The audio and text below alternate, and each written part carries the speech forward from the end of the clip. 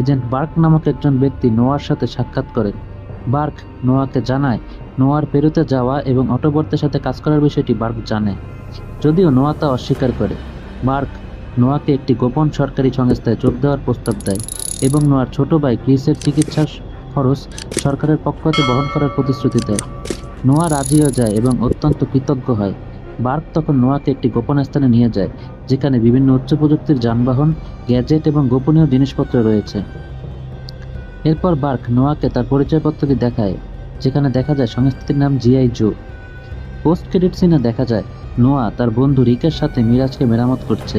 রিক মনে করে এরকম বিধ্বস্ত একটি পুরানো গাড়ি মেরামত করা সময়ের অপচয়, কিন্তু নোয়া মিরাজকে চালু করার পর অটোবটটি গর্বিতভাবে পুনরায় চালু হয়। তাহলে বন্ধুরা, এটা ছিল transformer rise of the beast মুভির পুরো কাহিনী এবং ব্যাখ্যা। যদি ভালো লেগে থাকে তাহলে লাইক দিন, সাবস্ক্রাইব করুন আর কমেন্টে জানান আপনি কেমন সিনেমার এক্সপ্লানেশন শুনতে চান। ধন্যবাদ।